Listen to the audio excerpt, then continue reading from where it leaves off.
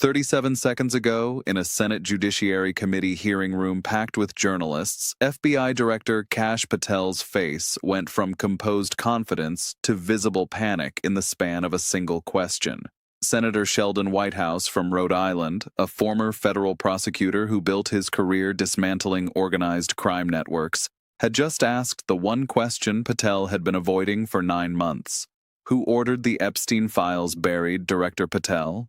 Not delayed, not under review, buried. Who gave that order? The silence that followed wasn't the typical pause of someone gathering their thoughts. This was the heavy, suffocating silence of someone whose entire defense strategy had just collapsed. Patel's right hand moved instinctively to the edge of the witness table, gripping it hard, knuckles white. His 3 attorneys sitting directly behind him exchanged rapid glances, but none of them passed forward any notes. They had nothing. This wasn't a question they had prepped for because Patel had assured them it would never be asked. Let me take you back to how we got to this moment.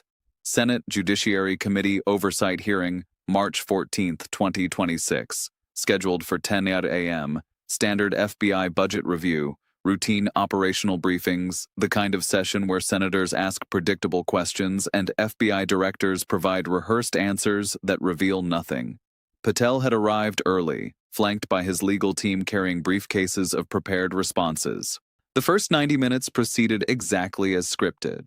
Republican senators praised Patel's leadership. Democratic senators pressed on civil liberties concerns. Patel deflected each challenge with bureaucratic precision, citing ongoing investigations and privacy protocols. At 11:37 a.m., Chairman Dick Durbin recognized Senator Whitehouse for his questioning time. The room's atmosphere shifted immediately. Whitehouse doesn't bring props to hearings unless he's about to destroy someone's career. And sitting on his desk was a manila folder with a small red classification stamp visible on its edge. Senator Whitehouse began with deceptive simplicity. Director Patel, I want to discuss FBI document management protocols, specifically regarding high-profile criminal investigations. Patel nodded, still projecting calm authority. Of course, Senator. The FBI maintains rigorous standards for evidence preservation and case file management. Excellent, Whitehouse said, and there was something in that single word that made experienced observers in the press gallery lean forward. So you would agree that case files related to federal sex trafficking investigations are subject to strict preservation requirements under federal law? Absolutely, Patel confirmed. Those files are considered permanent records and cannot be destroyed or removed from FBI systems without specific legal authorization. Whitehouse pulled a single document from his folder. He held it up briefly, just long enough for cameras to capture the FBI letterhead and official seal. Director Patel, are you familiar with FBI case file reference number CI 2019-8847? The designation for the Bureau's Jeffrey Epstein investigation materials. Patel's expression flickered, a tightening around his eyes, a shift in his shoulders. Senator, I'm familiar with the general case file structure. Yes. Good. Because I want to read you something from an internal FBI memorandum dated November 18, 2025. Whitehouse began reading with prosecutorial precision.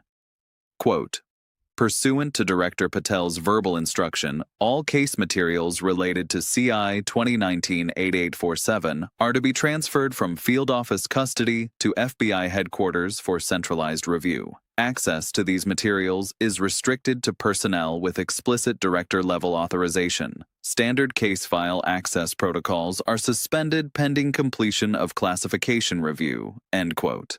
The room went still. Whitehouse continued, his voice level but carrying unmistakable weight. Director, this memo shows you personally ordered the Epstein investigation files removed from normal FBI systems and placed under your direct control. Can you explain why?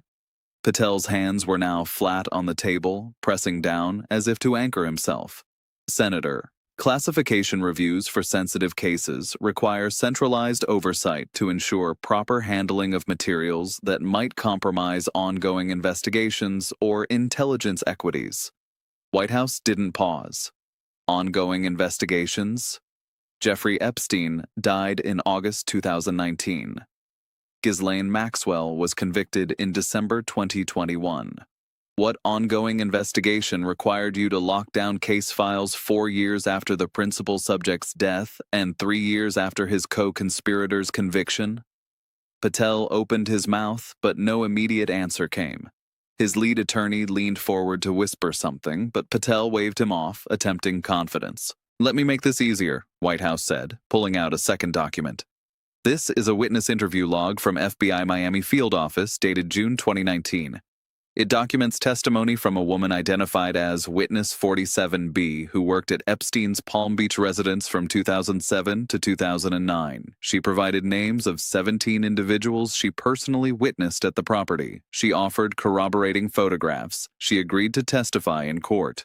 Whitehouse looked directly at Patel. That interview was conducted by Special Agent David Morrison, a 15-year veteran with the Bureau's Crimes Against Children Unit. According to his case notes, he forwarded his report to FBI headquarters with a recommendation for immediate follow-up investigations into the 17 named individuals. "Do you know what happened to Agent Morrison's report, Director Patel?" The color was draining from Patel's face now, visibly enough that even the journalists in the back gallery could see it. "Senator, without the specific file reference, I cannot comment on individual investigative reports from before my tenure." "Before your tenure," Whitehouse repeated slowly. "Agent Morrison submitted his report in June 2019. You became FBI Director in December 2024. Whitehouse pulled out another document. "This is Agent Morrison's second memo, dated February 2025, 2 months after you took office. Quote, I am requesting status update on my June 2019 witness interview report regarding 17 individuals named by Witness 47B. I have received no response to my previous inquiries. The individuals named include persons of significant public prominence, and the witness's testimony appears credible and detailed. I formally request authorization to proceed with follow-up interviews." End quote. "Do you know what response Agent Morrison received, Director?" Whitehouse's voice was ice now. Patel's breathing had become audibly faster, his chest rising and falling in a rhythm the cameras captured clearly. "Senator, I don't have direct knowledge of every communication between field agents and headquarters staff regarding—" "You don't have direct knowledge," Whitehouse interrupted. "Let me refresh your memory." He held up a third document. "This is an email from your office dated March 3, 2025, sent to FBI Miami Field Office Supervisor. Quote, Director Patel has reviewed the outstanding inquiry regarding CI 2019-8847 witness testimony. All follow-up investigative activities related to this case are suspended indefinitely. Agent Morrison is directed to cease all inquiries and forward all materials to headquarters for archival. No further action authorized." End quote. The word hung in the air like smoke. Archival. FBI code for burial. For making something disappear into the bureaucratic void where it would never be acted upon, never be investigated, never see daylight. Whitehouse leaned forward. "Director Patel, Agent Morrison identified 17 individuals connected to Jeffrey Epstein's sex trafficking operation. He had a credible witness, he had corroborating evidence, and you ordered him to stop investigating and bury the files. Patel tried to recover. Senator, investigative priorities involve complex considerations of evidentiary standards, prosecutorial viability, and resource allocation that—" "I'm not asking about investigative priorities," Whitehouse cut him off sharply. "I'm asking about 17 names. 17 people that a credible witness placed at Jeffrey Epstein's residence. 17 individuals who have never been publicly identified, never been interviewed by the FBI, never been investigated." He pulled out yet another document, and this one made Patel visibly flinch. "This is a letter I received 4 days ago from Agent David Morrison. He has retired from the FBI. He sent me a copy of his original report, the one you ordered buried. And Director Patel, I have read every single page." Whitehouse's voice dropped to barely above a whisper, forcing the entire room to strain to hear him. The witness described seeing a former governor, 2 federal judges, A technology executive whose company has government contracts worth billions, a foreign diplomat, and multiple individuals with direct connections to political campaigns? She provided dates. She provided physical descriptions. She provided details that Agent Morrison verified through independent sources. And you, Director Patel, decided the American people didn't need to know any of this. Patel's face had gone white now. His hands were trembling slightly despite his attempts to keep them still on the table. Senator, classification decisions are made in consultation with multiple agencies and legal advisors who determine that certain information could compromise national security or diplomatic relations if. National security? White House's voice rose with barely contained fury. Tell me, Director, which national security interest is served by protecting a former governor from being questioned about his presence at a convicted sex trafficker's residence? The question detonated in the room. Journalists were typing frantically. Committee members on both sides of the aisle were leaning forward, some with expressions of shock, others with grim satisfaction. Patel sat frozen, unable to formulate any response that wouldn't further incriminate him. Senator, I would need to review the specific case materials to provide a comprehensive response to. You've had 9 months to review them, White House interrupted. 9 months since you ordered those files locked down under your personal control. So let me ask you one more time, and I want you to look directly at these cameras when you answer. White House pointed to the C-SPAN cameras positioned at the front of the room. Because Agent Morrison is watching. Because Witness 47B is watching. Because survivors of Jeffrey Epstein's crimes are watching, and because the American people deserve the truth.